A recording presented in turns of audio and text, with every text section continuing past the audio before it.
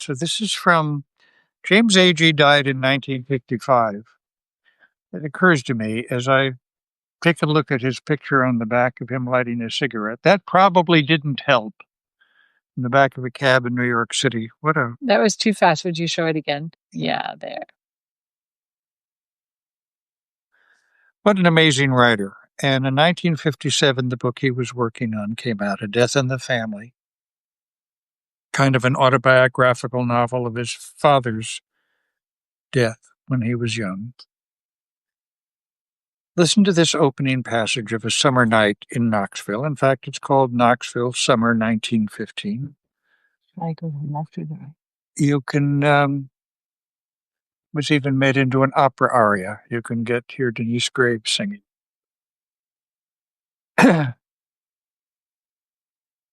there, Mary Glazer. James Agee wrote, "We are talking now of summer evenings in Knoxville, Tennessee. At the time that I lived there, so successfully disguised to myself as a child. I was a little bit mixed, sort of block. I'm going to begin from the beginning, all right? Yeah, am I distracting you? Darling, who wouldn't be distracted by your beauty and I'm trying to kindness? censor you on my phone. Okay, yeah, start again from the beginning. Do you want some bells? No, not yet, but I'll signal. Send in the clowns. Sorry. That's all right. Knoxville, summer 1950. We are talking now of summer evenings in Knoxville, Tennessee, in the time that I lived there so successfully disguised to myself as a child.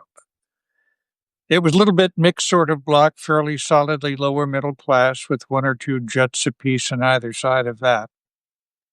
The houses corresponded, middle-sized, gracefully fretted wood houses built in the late 19th and early 1900s with small front and side and more spacious backyards, and trees in the back and porches. These were softwood trees, poplars, tulip trees, cottonwoods. There were fences around one or two of the houses, but mainly the yards ran into each other with only now and then a low hedge that wasn't doing very well. There were few good friends among the grown people, and there were not poor enough for the other sort of intimate acquaintance, but everyone nodded and spoke, and even might talk short times, trivially. And at the extremes of the general or the particular, and ordinarily next-door neighbors talked quite a bit when they happened to run into each other and never paid calls. The men were mostly small businessmen, one or two very modestly executives, one or two worked with their hands, most of them clerical, and most of them between 30 and 45. But it is of these evenings I speak. Supper was at 6 and over by past. There was still daylight shining softly and with a tarnish like the lining of a shell. And the carbon lamps lifted at the corners were on the light, and the locusts were startled, and the fireflies were out, and a few frogs were flopping in the dewy grass by the time the fathers and the children came out. The children ran out first, hell-bent and yelling those names by which they were known. Then the fathers sank out leisurely in cross suspenders, their collars removed and their necks looking tall and shy. The mothers stayed back in the kitchen, washing and drying, putting things away, recrossing their traceless footsteps like the lifetime journeys of bees, measuring out the dry cocoa for breakfast. When they came out, they had taken off their aprons and their skirts were dampened, and they sat in rockers on their porches quietly. It is not of the games children play in the evening that I want to speak now. It is of a contemporaneous atmosphere that has little to do with them. That of the fathers of families, each in his space of lawn, his shirt fish-like pale in the unnatural light, and his face nearly anonymous, hosing their lawns. The hoses were attached at spigots that stood out in the brick foundations of the houses. The nozzles were variously set, but actually so there was A long, sweet stream of spray, the nozzle wet in the hand, the water trickling the right forearm in the peeled-back cuff, and the water wishing out a long, loose, and low-curved cone, and so gentle a sound. First, an insane noise of violence in the nozzle, then the still irregular sound of adjustment, then the smoothing into steadiness, and a pitch so accurately tuned to the size and style of stream as any violin. So many qualities of sound out of one hose. So many choral differences out of those several hoses that were in earshot. Out of any one hose, the almost dead silence of the release and the short, still arch of the separate big drops, silent as a held breath, and the only noise, the flattening noise on leaves and the slapped grass at the fall of each big drop. That and the intense hiss with the intense stream, that and the same intensity not growing less but growing more quiet and delicate with the turn of the nozzle up to the extreme, tender whisper where the water was just a wide bell of film. Chiefly, though, the hoses were set much alike in compromise between distance and tenderness of spray. Their sweet pale streamings in the light lift out of their pallors, and the voices all together, mothers hushing their children, the hushing unnaturally prolonged, the men gentle and silent, and each snail-like withdrawn into the quietude of what he singly is doing. The urination of huge children stood loosely militarily against an invisible wall, and the gentle, happy, and peaceful tasting the mean goodness of their living like the last of the suppers in their mouth.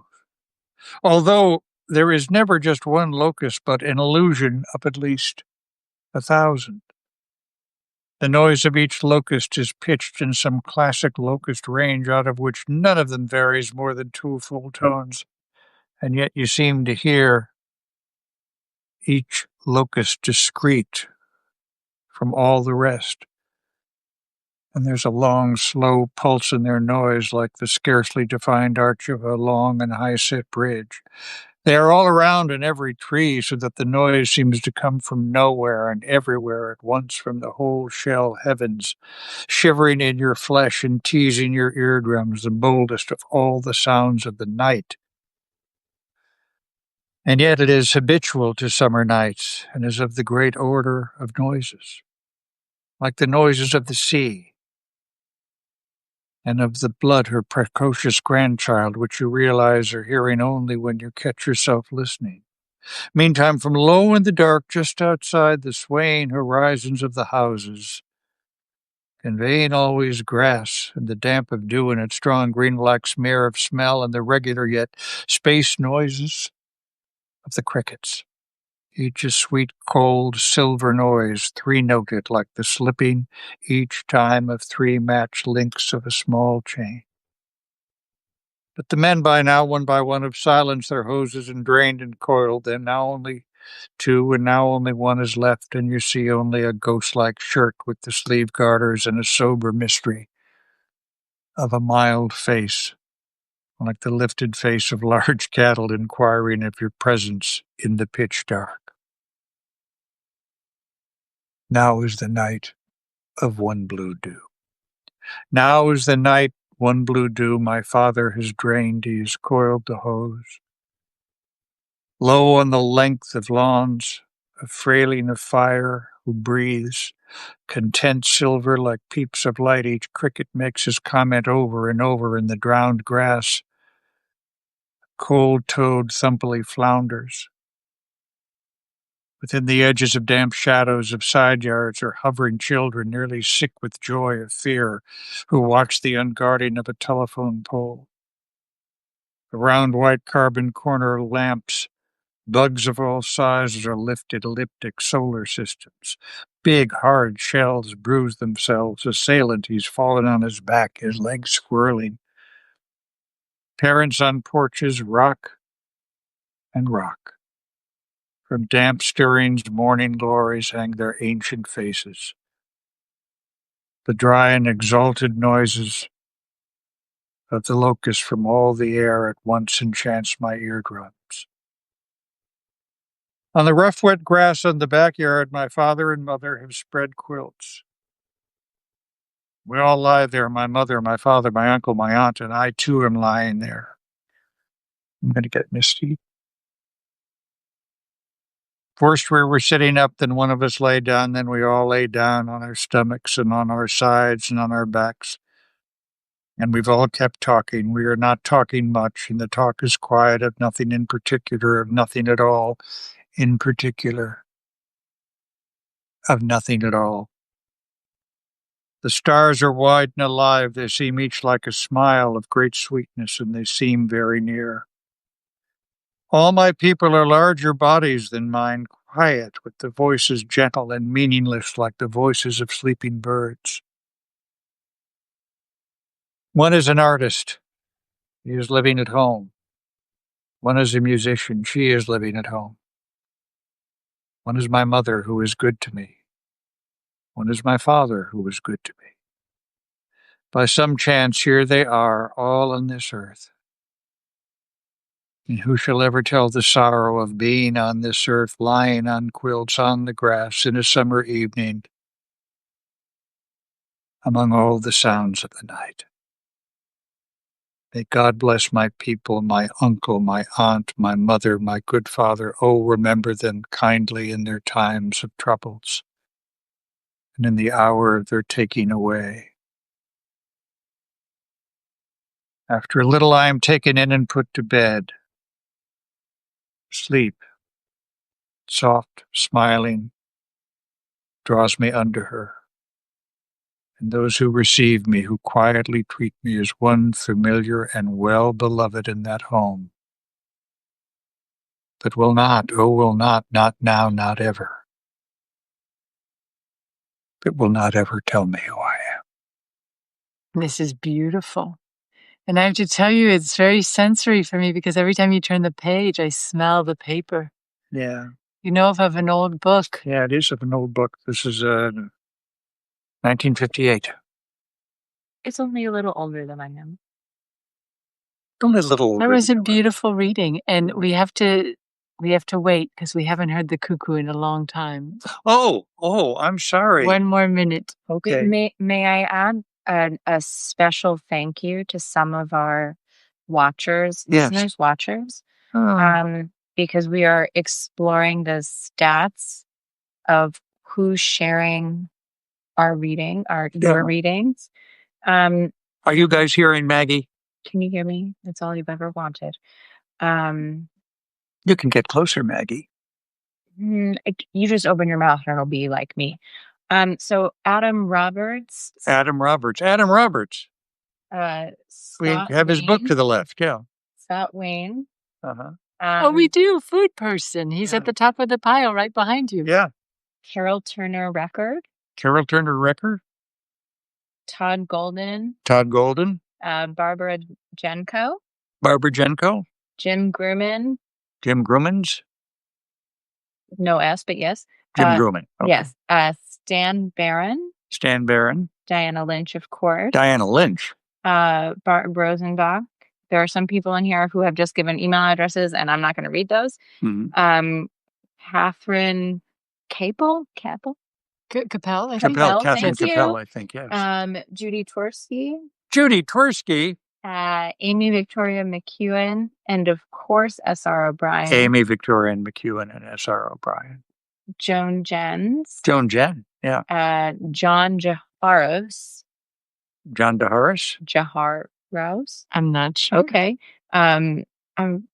J.D. Bernardi, Noel Teasley, Mary Ellen Cerniak. Mm-hmm. Is that right? Okay. I'm not sure. All right, great. Kathleen Cormier. And Mary Glazer, Phil Oliver.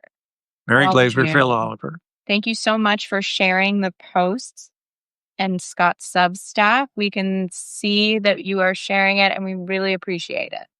Yes, thank you. And whoever shared this on Threads, bless you, because I can't figure out how to use that. Oh, thank you for sharing it on Threads, too. If Maggie can't figure out how to use it. Yeah, there's just no use. Yeah, exactly. And now we're in 44 states and 6 countries. 44 states and 6 countries? Mm-hmm. Oh, what states are missing? Well, I can tell you that. That's all right. That's all right. I don't want to. North Dakota. North Dakota. Mississippi. Mississippi. West Come on, Virginia, Mississippi. Alaska. West Virginia is the birthplace of Scott Simons, the great musician, with the extraneous S at the end of his name. That seems really unfair. Why does it? It says that. And I love Mississippi. We're missing 6 states. Why is it only showing us 4? There are 50 states, right? Mhm. There are 50 states. Okay. Although I haven't. I think it's just a matter of time. Check the news. Oh, Hawaii. Hawaii. I don't know what the other one is. I have done stories in Hawaii. I've always liked. Yes, you have. And so thanks very much for being with us. Michael Dickens says, I went to high school in Mississippi. Does that count for something? Yes. Yes. Counts for everything, Mr. Dickens. Shouldn't he be at Wimbledon now? He should, but Michael Dickens? Don't tell me you cover Wimbledon just by watching it on screen, Mr. Dickens. Really? So thanks very much for being with us tonight on our open book. Glad to share that. I think I've read some parts of it before. It was beautiful. Yeah, it's beautiful. And on summer night, I was thinking it's good to share. So thanks. See you guys. See you all later. Take care. Bye-bye.